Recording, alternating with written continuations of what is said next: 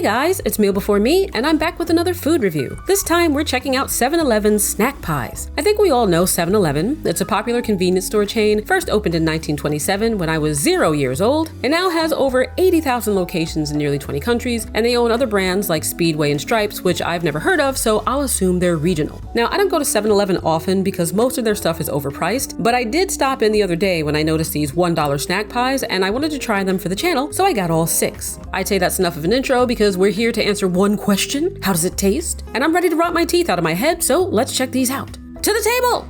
As always with these snack reviews, I'm going to show you the footage and tell you my thoughts over it, quick and easy, and I'll be rating these by repeatability, meaning would I eat it again? Starting with the apple pie, because I know some people go crazy for the McDonald's pie. I hate McDonald's, so don't expect a first-hand comparison here, but if you're someone who likes it, maybe you'll like this too. I thought it was delicious and a great start. The crust is nice and dense, and you can taste a layered flakiness to it when you bite into it. It also has just enough of that sugar coating to strike a nice balance between that tinge of vanilla sweetness and that mild buttery pastry flavor. If you've never had pies like these, imagine taking the top crust off of a regular apple pie, folding it to make it thicker, then putting something in the middle. These kind of taste like that, and honestly, I could eat the crust by itself all day. No filling required, it's that good. And that's not specific to 7-Eleven, I just usually like the crust of these types of pies. Surprisingly, the filling wasn't super sweet, and I found that to be the case for all of these. The flavor is very muted in general, so you don't get hit in the face with that strong artificial taste or that feeling like your teeth are gonna hurt. The texture of the filling is nice too, not like it's full of fresh apples obviously, but it's not like gloopy syrup either. I really enjoyed this one, so repeatability is yes.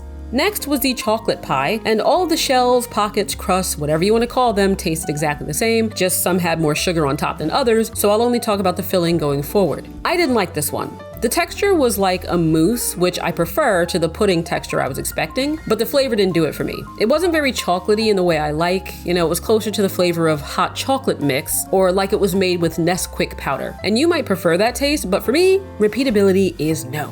Next was the birthday cake pie, which, full disclosure, I've had before. I just didn't know it was part of a whole line of pies. And this is weird, right? This whole middle section being missing. And the one time I had this, the inside was completely filled. It was not like this. The straight lines tell me something probably went awry in the manufacturing process, and I'll be honest, when I see things like that, it kind of makes me sick and I don't want to eat whatever it is. But for you guys, I bit the side since I didn't remember what this tastes like. Ignoring the mishap, I like this. The cream is exactly like the icing on cupcakes, not the really dense icing like the kind you decorate a cake with. It's the other kind where the texture is more whipped. It's that exact thing down to the vanilla flavor and the food coloring. The only thing missing here is sprinkles. Basically, if you've had any birthday cake flavored thing and liked it, you'll like this because they all taste like this. And I'm a fan, so for repeatability, would I eat this again? Yes, unless it has a hole in it again, in which case it's getting punted down the street. Next is the cherry pie. The birthday cake was the closest to tasting sweet so far, and I expected this to be the same or sweeter, like jelly donut filling or jam. Thankfully, it wasn't. Like all of these, minus the chocolate, they taste like what you'd expect, just less sweet, less artificial, even though they are, and in this case, less tart. I prefer that because I'm not a huge fan of how overly sugary snacks are, but I will say that this one tastes the least like anything. I don't like cherries, and even I wish it had more cherry flavor. It just sort of tastes like flavorless filling that you're eating while sitting next to a cherry-scented candle. So while it's not bad, it's also not anything. Repeatability is no.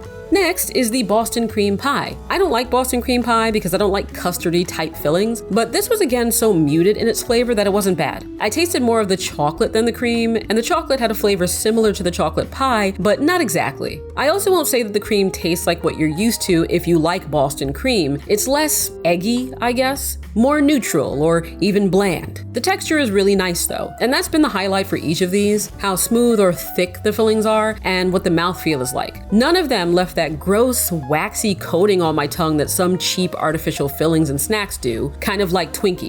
So would I get this one again? No, but not because it doesn't taste good, I just don't like the taste. And no, that's not the same thing. Finally, we have the lemon cream pie, and I'm now doubly convinced that the birthday one had a manufacturing defect with however the filling is done, because this one had the same nearly perfectly squared middle segment missing. Setting that aside though, this was my favorite by far. It was the only one I smelled when I opened the box, and while the flavor was also muted, it still came through a lot more because it's lemon, and I love lemon flavored things. The problem is that a lot of them lean way too much into the sour tartness, but since this is more subdued, you don't get that. The texture is also really nice, again, thick and creamy, creamy. So for repeatability, not only would I get this again, if I could only get one again, it would be this. Getting into my final thoughts, for $1, I'd say get these. If you like snacks, if you like these pies, if you just have a sweet craving, it's worth it. All of the boxes were 4 ounces with the same lovely form factor. Like, I really like the shape of the pies. They were very dense and satisfying. Nutrition-wise, they range from 390 calories for the apple pie up to 430 calories for the chocolate pie. And the sodium content ranged from 470 to 510 milligrams, which if you've been here, you'll know is important to me because I'm sodium sensitive. The calories and sodium are where they differed most, with the total fat ranging from 16 to 20 grams. And everything else was pretty similar, like the total sugar was 29 to 32 grams, and all of them listed 3 grams of protein. Not that I think the average person grabbing snack pies from 7-Eleven would care about the nutritional stats, but I think it's worth mentioning here just because it's the same item in 6 different flavors. And if you're wondering what I did with all the pies, I just put them in a container to snack on throughout the week. I think you can do a lot with these, like break them up into some ice cream, or chop them up into a bowl of milk and pretend they're cereal. And I'm sure heating them up will bring out very different notes or even strengthen the flavor they have. The problem is that this would be more sugar in a week than I typically have in months, so odds are better that someone else will be scarfing them down. But let me know if you tried these or what your favorite snacks are from 7-Eleven. Like the video if you liked the video. Thanks so much for watching MBM, and I'll see you snackies when I'm back here.